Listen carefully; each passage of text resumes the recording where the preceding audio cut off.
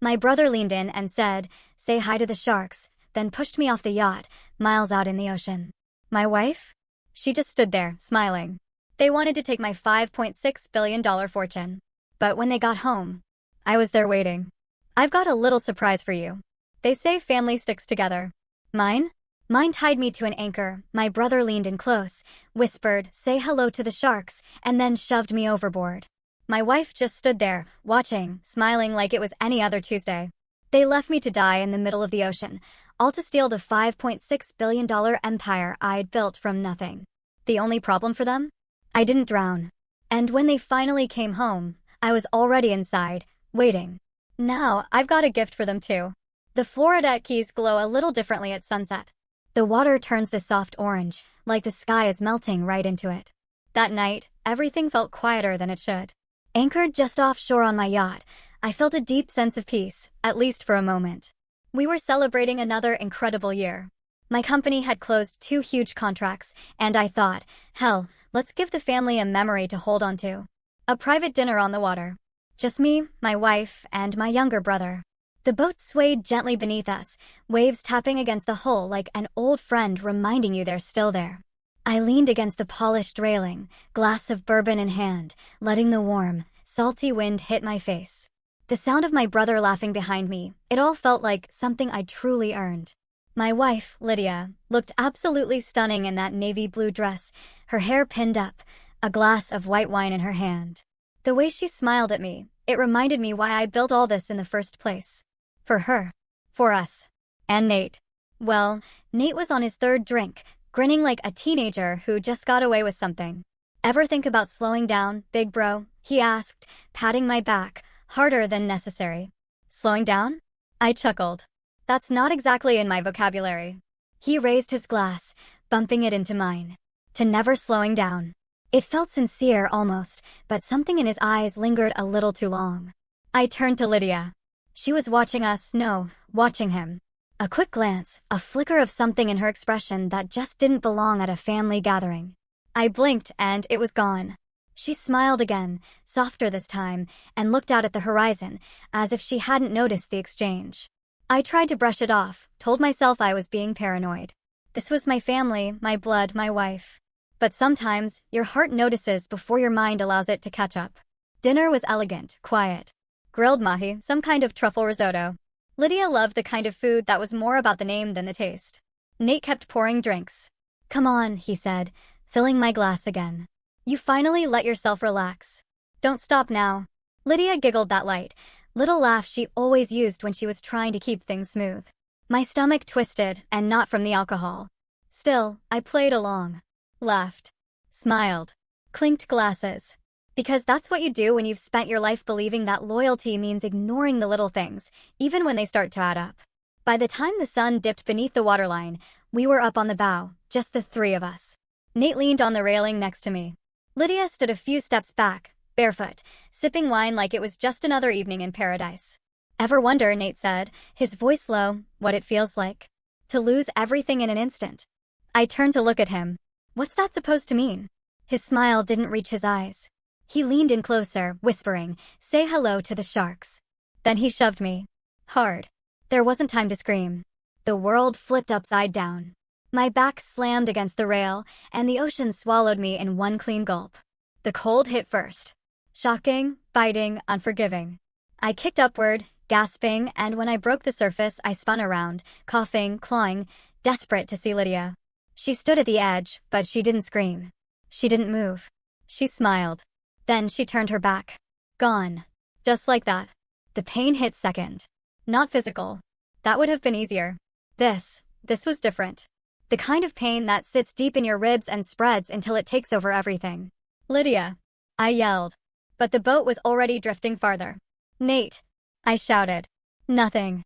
Just the purring sound of the engine, low, then silence. Waves crashed into me, pulling me under. I fought. My shoes dragged me down. I kicked them off. Struggled to stay afloat. Every stroke burned. Every breath stung. I thought of my father. The way he once said, "A man's real strength shows when he's got no one left to lean on." I always thought that was about business. Now I knew better. This wasn't an accident. This wasn't some sick joke. They meant for me to die out here, for the sharks to finish what they started. And you know what the worst part was? Not the betrayal, not the fear, not even the cold. It was knowing that the people I loved most had planned this. I went under again, swallowed salt water.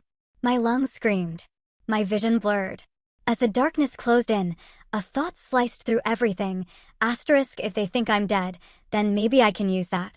Maybe being dead is the only way to finally fight back. Asterisk, that thought hit me right before everything went black. I didn't float. I sank. Salt stung my eyes. My chest burned. Water clawed at my throat. But I didn't panic. I wasn't ready to die. Not yet. Not like this. When I finally broke the surface again, gasping and coughing, the yacht was already a distant shadow. No sound, no voice calling out. Just the hiss of waves slapping against my face and the soft hum of betrayal lingering in my ears. The sky had turned fully dark. Stars blinked above like they didn't give a damn. I clung to a piece of floating wood, maybe part of a broken crate or a loose panel from one of the jet skis. Whatever it was, it kept me alive. And that was enough. I lay there for what felt like hours, drifting. My fingers cramped. My legs numb. But I didn't let go. I couldn't. Every second alone in that black ocean, I kept hearing Nate's voice, say hello to the sharks, and Lydia's face, that smile she gave me. Not fear, not regret. Just satisfaction. The kind of smile you give when a long game finally pays off. I thought I knew pain. I'd faced failure before. I'd started my company with nothing but a garage and a half-broken laptop. I built it from scratch, brick by brick, deal by deal. But nothing, not even bankruptcy, not even losing my mom, cut like this.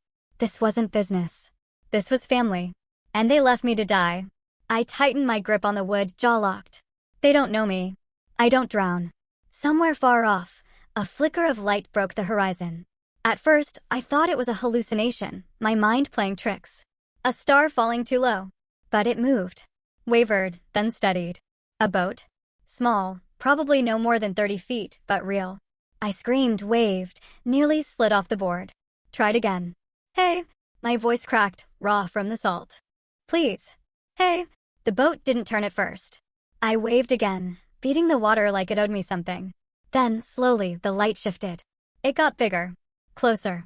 A figure leaned over the side, a flashlight cutting through the dark. Dios mío. A Spanish-Cuban accent. A splash of water. Then the slap of rope hitting the surface. Hands grabbed under my arms. Strong, calloused. Next thing I knew, I was hauled over the side like a soaked duffel bag. I collapsed on deck, coughing up seawater, barely able to move. The man knelt beside me, pressing a towel against my face.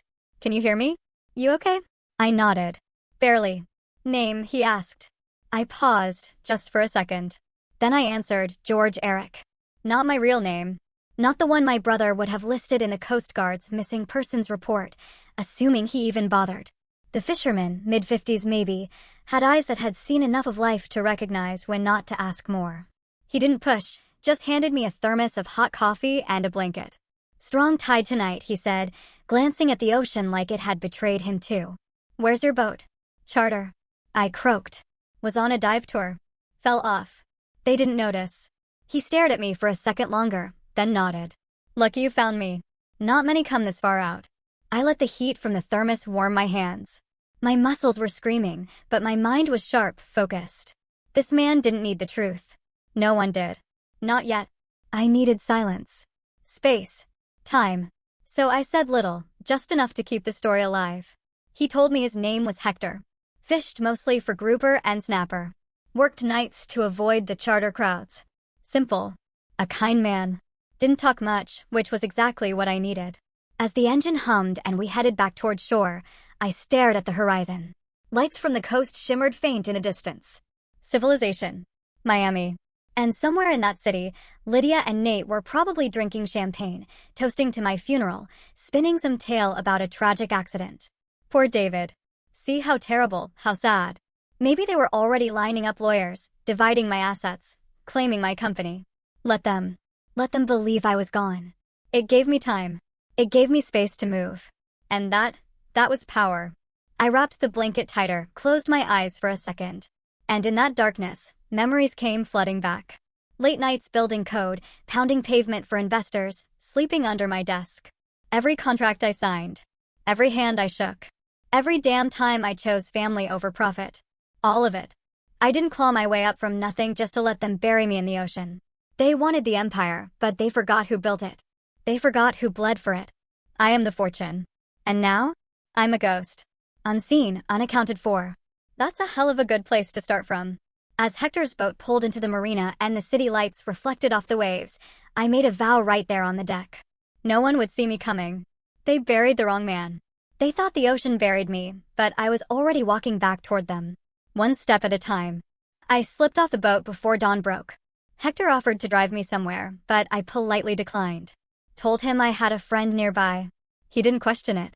That's the thing about men like Hector. They've seen enough to know when to ask less. I walked along the docks, barefoot, salt still on my skin, hoodie covering most of my face. The few folks out that early were fishermen unloading their catch or cafe owners dragging in crates of fresh fruit. Nobody paid me any mind. And that's exactly what I wanted. I crossed through the side alley of a narrow street in Little Havana, ducked past a pair of kids stacking bread behind a bakery window, and stopped in front of an old building. I'd passed it countless times before, paint peeling off the walls, a rusted staircase clinging to the side like it was one storm away from collapse. But I remembered this place.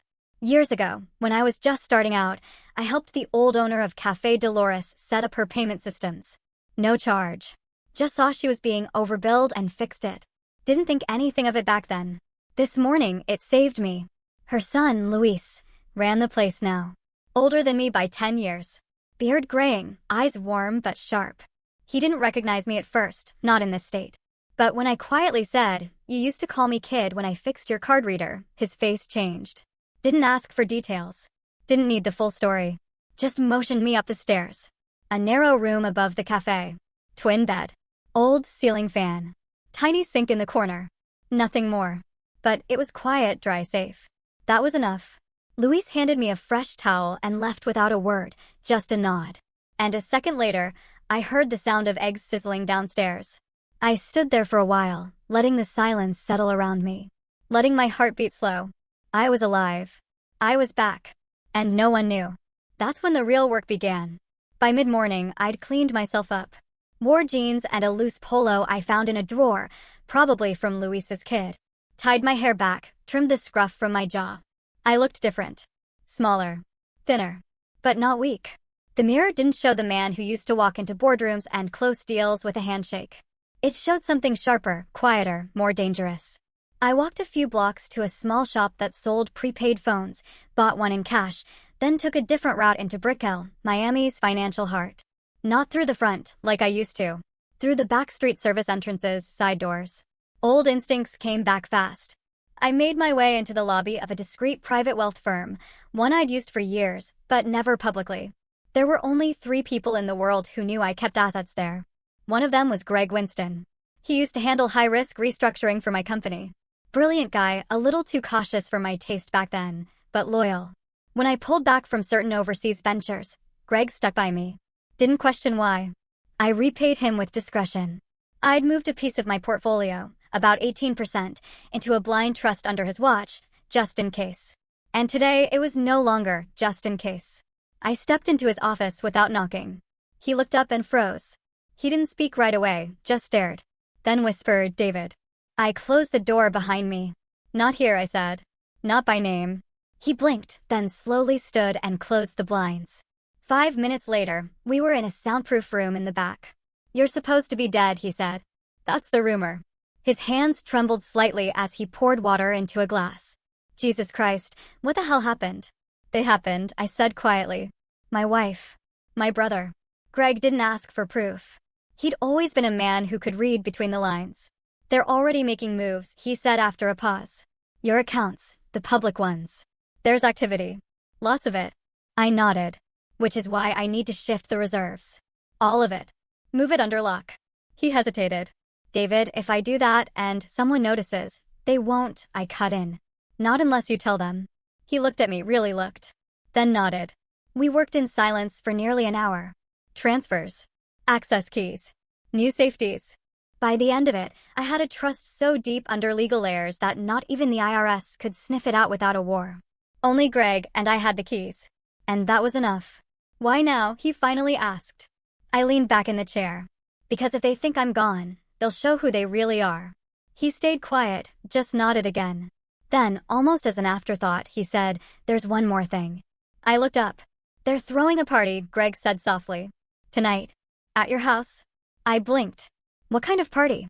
"The kind that says, 'Let's celebrate the man we just buried and everything we just inherited.'" I sat there for a long moment, not speaking.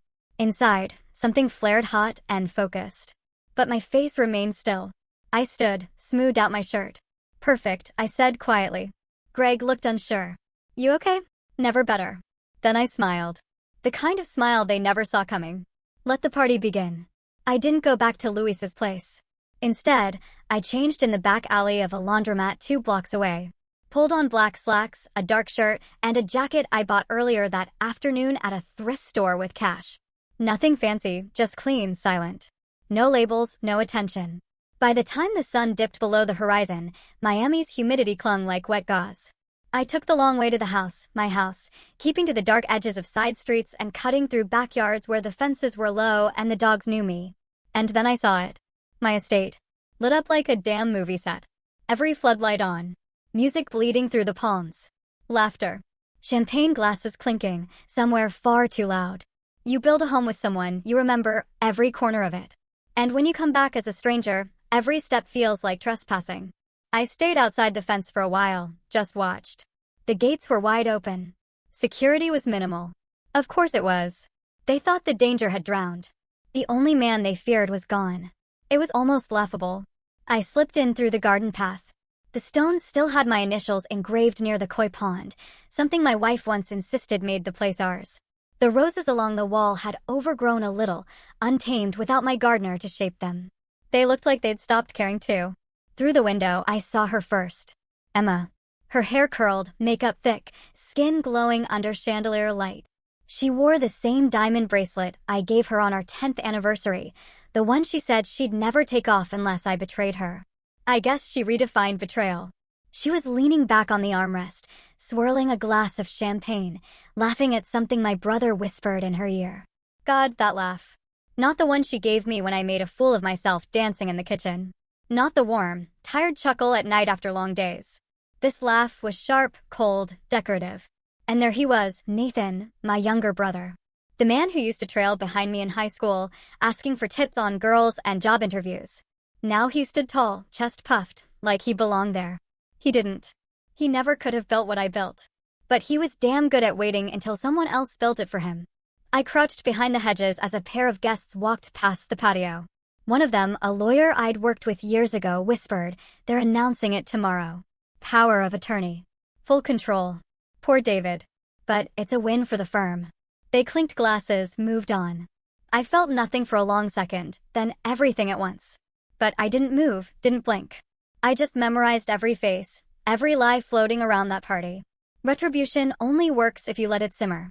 I slid around the side of the house, keeping low along the path I'd helped design myself. It led to the side entrance the staff used, mostly hidden, half buried in the wall. I knocked once low. A pause, then a soft click. The door opened just enough for a face to peek through. Miguel, my old groundskeeper. 58. Vietnam vet. Loyal as they come. I helped pay for his granddaughter's surgery 3 years back. He never forgot. His eyes widened. I held a finger to my lips. He let me in. Inside, it smelled like lemon polish and old tile. The basement hallway hadn't changed.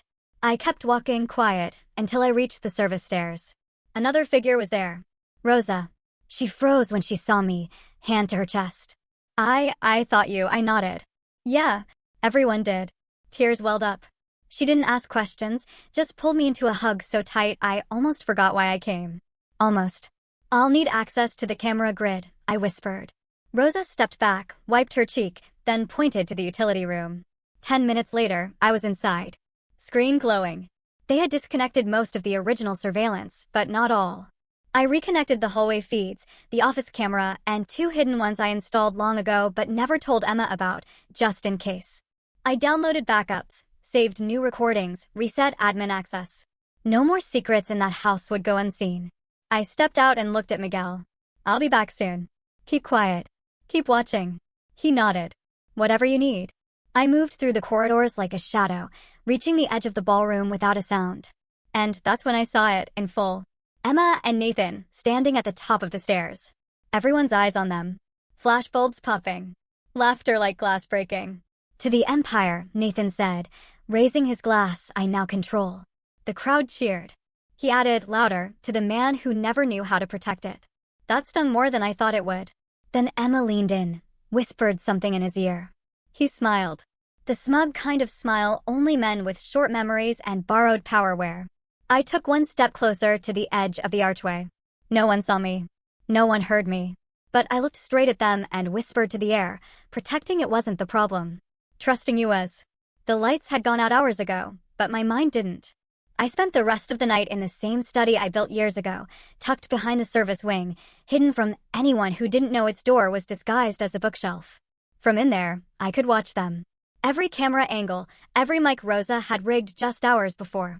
They laughed. They drank. And they planned my funeral like it was some afterthought. Nathan paraded through the rooms like a king who never went to war.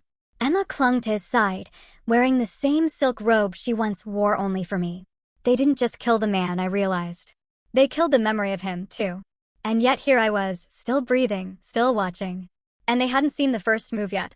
By the time the morning sun cracked over the edge of the ocean, I had already put phase 1 in motion. The new documents had been swapped in, thanks to Miguel and Rosa, and every single keystroke on the estate network was being mirrored to a remote server I'd set up before I left for my so-called trip. Let them sign. Let them lie. Let them think they've won. I stepped out just after dawn. Took a slow walk through the side corridor until I reached the edge of the boardroom. I didn't enter. Just stood there behind the partially open door. They were already inside. Nathan, in a tailored navy suit that didn't fit his swagger. He never wore suits well, always looked like a kid dressing up for court. Emma sat beside him, polished and poised, hair tucked behind her ear, her voice soft, almost broken. If I hadn't heard her hours before, I might have believed she was grieving. The family lawyer, Mark, sat at the head of the table, balding, glasses perched on his nose, flipping through a thick binder of legal jargon. We'd known each other for 15 years, and yet he couldn't even tell the air in the room had rotted. He cleared his throat. "Thank you both for coming early. I know it's been difficult." Emma nodded gently. "We're just trying to honor his wishes." Nathan smirked. "It's what he would have wanted. Mark, the business needs leadership, stability. We're just stepping in." I could barely contain the bile rising in my throat. He kept going. "This house, this fortune, after all these years. It's finally ours. Ours." That word, like he ever earned it. Emma put a hand over his and gave a practiced sigh. He built this for the family, and family moves forward. Mark gave them both a nod. "Right. Well, the paperwork has been reviewed. Your legal authority will be finalized once these documents are signed. Power of attorney. Estate transfer. Ownership of the main accounts." I watched as Rosa's camera above the archway tilted ever so slightly. Still working, still feeding me everything. I shifted my stance, reached into my coat, and pulled out the burner phone. One tap. Recording began. Nathan leaned forward, resting his elbows, like a man delivering a TED Talk. "You know, growing up in his shadow is never easy. Always the smart one, the golden boy, the one Dad called the builder. But who's here now? Who's signing the papers?" Emma laughed, quiet, cruel, poetic. "Isn't it?" Mark looked a little uncomfortable, but kept going. "Just need your signature here. Nathan and Emma, initial on page 32. Miguel stepped in just then, casually, like he was delivering coffee. He placed the tray down, gave a small bow. "Anything else, Mr. Nathan?" Nathan grinned. No. Go polish something." Miguel nodded, then walked out. But I knew what he'd really brought, the final version of the decoy paperwork. I had checked it twice before sunrise. They'd be signing over nothing. Paper ghosts. Traps dressed as inheritance. And on record, in full view of the camera behind the light fixture. Emma leaned in. "Let's finish this." I watched her pick up the pen. Watched Nathan roll his sleeves. Watched Mark pull the folder closer, flipping to the last page. This was it. They were about to sign away my life. No, what they thought was my life. In truth, I'd already rerouted the business accounts. The trust funds were locked under emergency clauses they didn't even know existed. Emma's power of attorney led to a holding company in Belize controlled by me. Every asset they thought they were claiming was just paper. But I wanted them to believe it. To smile. To toast. to bury themselves deeper. Mark tapped the pen on the folder. You sure you want to proceed? Nathan chuckled. Mark, I've waited 20 years for this. Let's make it official. And right then, I stepped just slightly into view. Not fully, just enough that my shadow stretched across the doorframe. They didn't see me, but I saw them freeze for a half second. Emma's hand jerked. Nathan looked over his shoulder. Nothing. I was already gone again. Just a whisper behind the wall. But I spoke it anyway, quiet, controlled. Go ahead. Sign your betrayal into history. The pen clicked. Mark smiled, warm, clueless. Nathan tossed the pen down like he just signed a movie deal. Well, that's that. Emma leaned over, her breath brushing his ear as she whispered, It's ours now. They thought the ink on paper was the finish line. I knew better. From my vantage behind the concealed panel in the hallway, I watched every move, every smug glance, every hollow laugh. I didn't need to be in the room to feel it, the air thick with victory they hadn't earned. Mark gathered the documents carefully, tucking them into his leather briefcase like a priest carrying sacred text. I'll have the filing submitted before close of business today. You two should prepare for transition meetings by Monday. Nathan grinned. We'll be ready. Emma turned toward the window, watching the breeze ripple through the poolside palms. Feels different, doesn't it? She said, like the sun was shining just for them. She wasn't wrong about the light. Noon had slipped into that golden hour glow, the kind that makes even betrayal look beautiful. They stood, stretching like cats who'd just devoured their prey. Emma was already planning the redecorations in her head. Nathan muttered something about replacing all the security staff. That wouldn't go well for him. He turned to Mark. Let's open the vault. Mark blinked. The vault? You mean the legacy room? Nathan nodded, already walking. We want to look at the good stuff. The old man's war bonds, the original deeds, the family jewels. Let's see what we inherited. Emma linked arms with him. And don't forget the tapestries from France. I've always wanted those moved to the foyer. Mark hesitated. Well, all right. I suppose there's no harm now.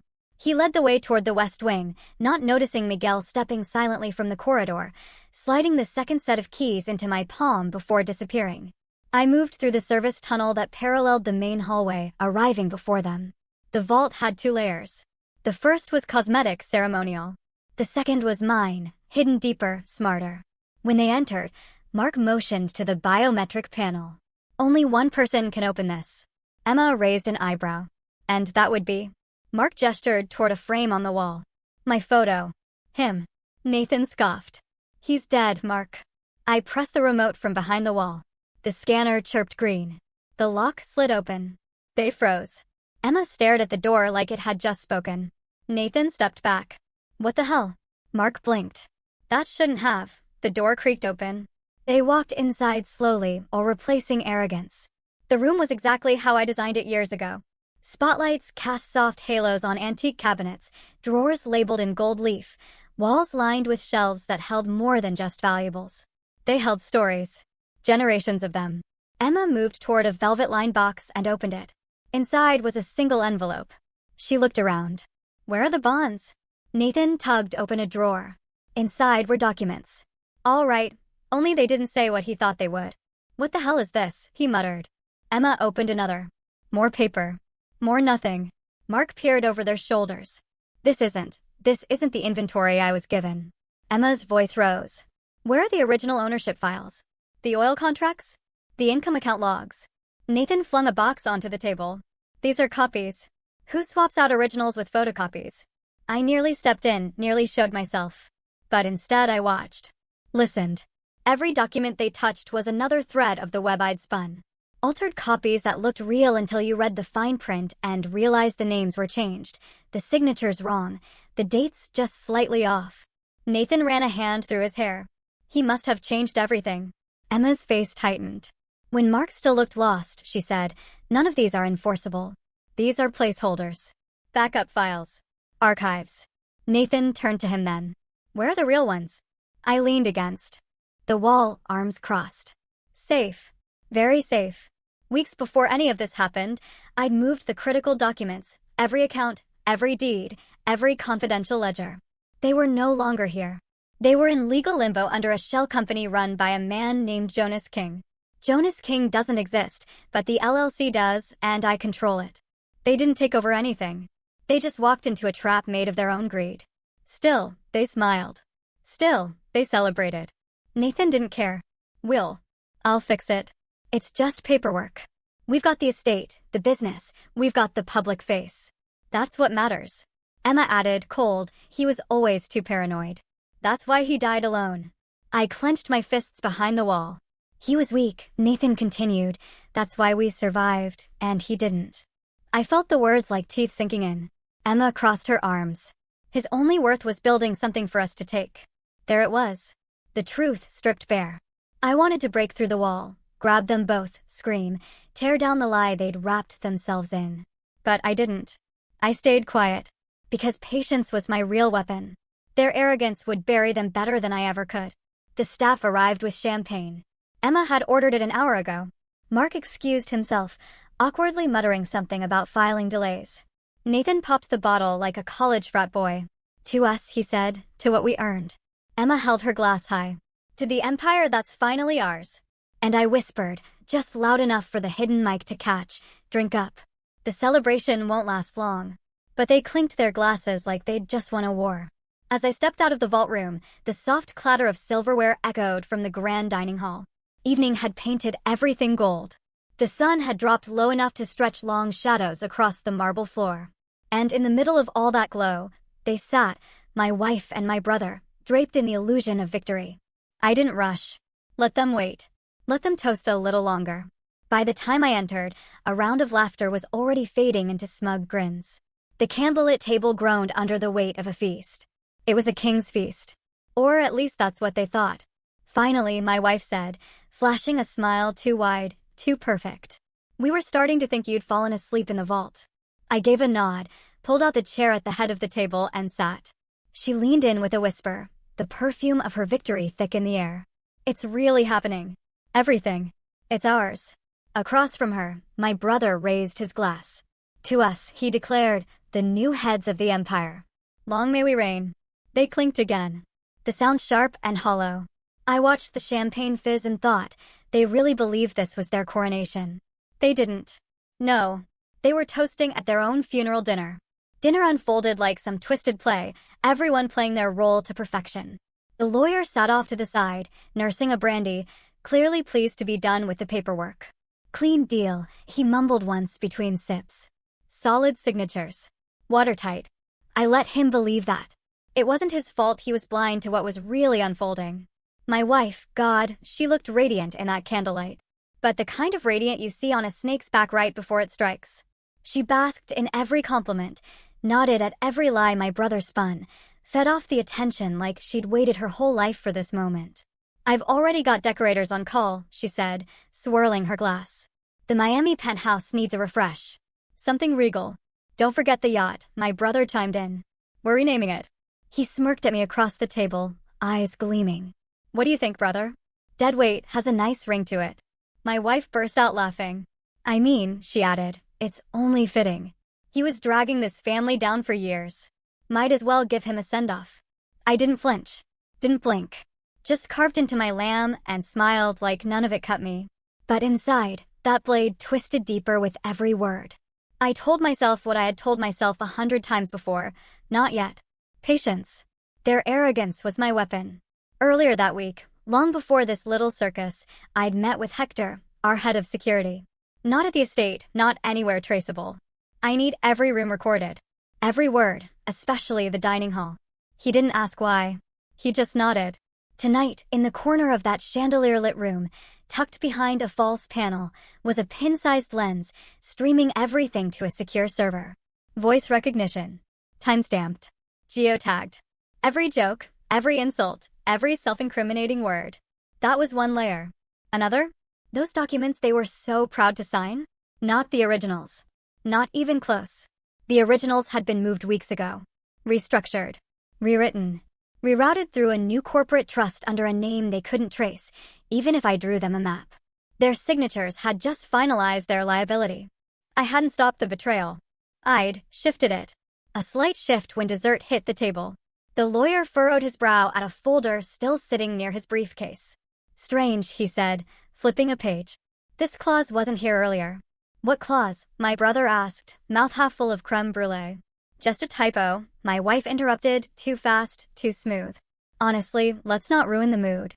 Everything's done. The lawyer glanced my way. I met his eyes. Calm. Unreadable. I could see the flicker of doubt begin to take root. He didn't know yet, but the ground beneath their chairs had already started to crack. I picked up my glass, not champagne like theirs, just water. Held it for a moment, then raised it slowly. To family, I said. They turned toward me. The kind that teaches you what betrayal really means. Silence. Not a long one. Just enough for the air to change. My wife's smile twitched. My brother stopped mid-laugh, eyes narrowing. And for the first time since this circus began, they looked uncertain. Not scared. Not guilty. Just that first flicker of unease, like a man realizing the car he's driving doesn't respond to the brake pedal anymore. That was all I needed. A crack. And tomorrow, I'd split it wide open. The glass was still in my hand when the silence finally settled. I set it down gently. No rush, no weight in my movements. But inside, something shifted. The room felt different. Not louder, just still. Heavy. Thunder rumbled somewhere outside, low and distant, like the sky itself was listening. My brother forced a chuckle, but it came out thinner than he probably intended. Damn, that's a dramatic toast. Even for you. I didn't answer. Didn't need to, because I saw it. For the first time all night, there was something else behind their eyes. Not pride. Not gloating. Not even irritation. It was fear.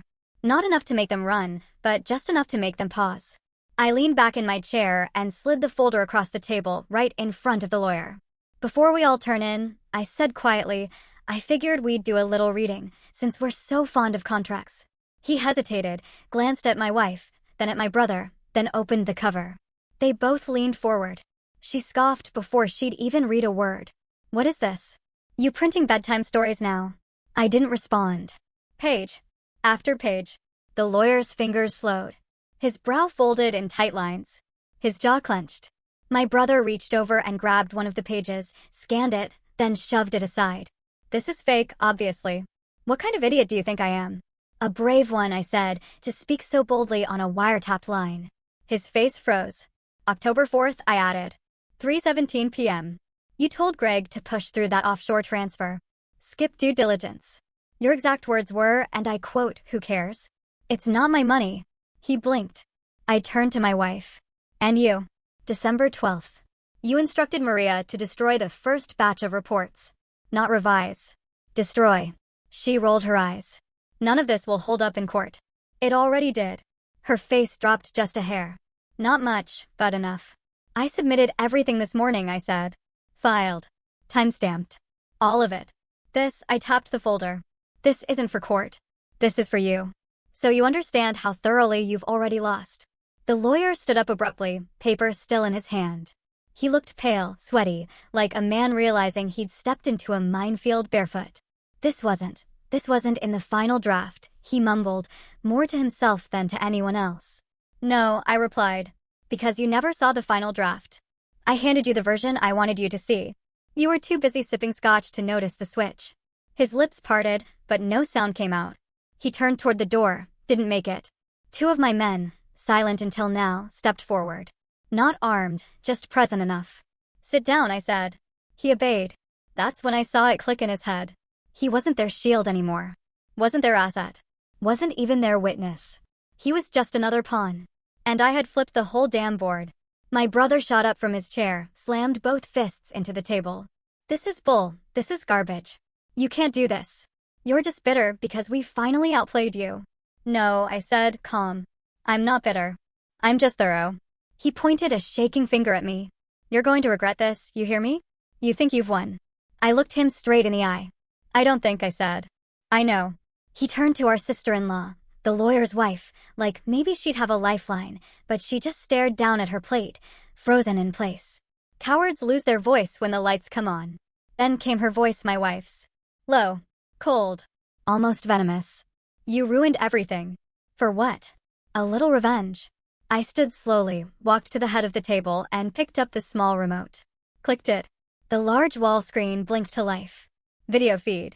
Their voices played back, perfectly clear. Her, laughing about moving funds. Him, bragging about who he had in his pocket. Their lawyer chuckling along. The whole table went still. The only sound left was the storm outside, louder now, rain tapping against the windows like a warning drumbeat. I turned the volume down, leaned in just enough for them to see the calm in my face. This wasn't revenge, I said. This was a reckoning. The cameras in the dining hall flickered once, then twice on the screen. New figures began to move. My allies. Positioning themselves. One by the front gate. Another at the east hallway. One more near the garage. All in place. My wife's eyes scanned the feed, finally realizing what was happening. She looked at me, really looked, and saw it wasn't a dinner anymore. It was an execution. The cameras blinked once more, and that was it. Whatever mask my wife had been holding onto finally cracked. Her eyes started from the screen, to me, to the doors, then back to the screen. Her lips moved, but no words came out. She looked hollow, the way someone looks when they realize there's no exit and no one's coming to save them. The storm outside pounded harder against the windows, lightning flashing bright across her face. My brother stood frozen for a moment, chest heaving like he was trying to breathe through concrete. For years, I said quietly, looking at all three of them, I played the fool at this table. Tonight, I pull the strings. No one responded. They just listened, even if they didn't want to. She reached out across the table, slowly, like maybe if she moved gently enough the nightmare would go away. We can fix this, she whispered. You still need me. I stared at her hand. The same hand that signed those papers, moved those funds, texted him behind my back. No, I said. I needed honesty. You chose greed. She pulled her hand back like I burned her. Maybe I had. Then my brother exploded.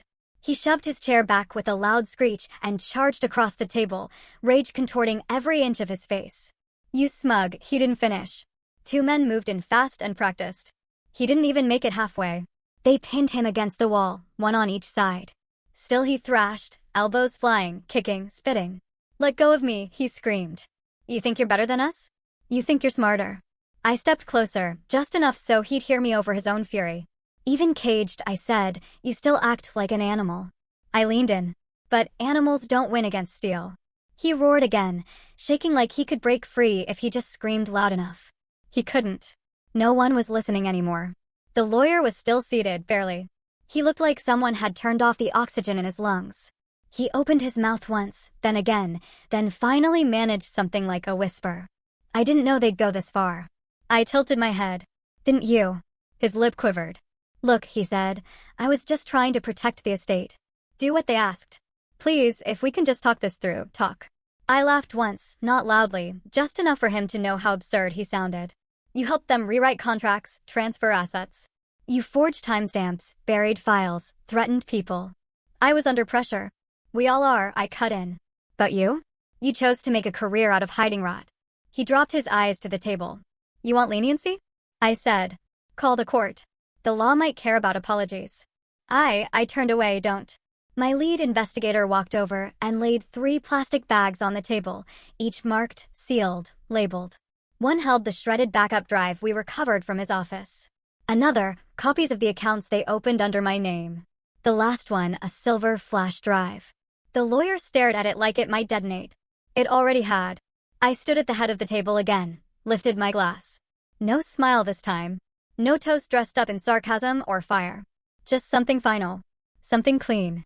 To the end of betrayal, I said, and to beginnings built on truth. She didn't speak. Didn't even flinch. Her eyes stayed on the wood grain of the table, as if it might offer a way out.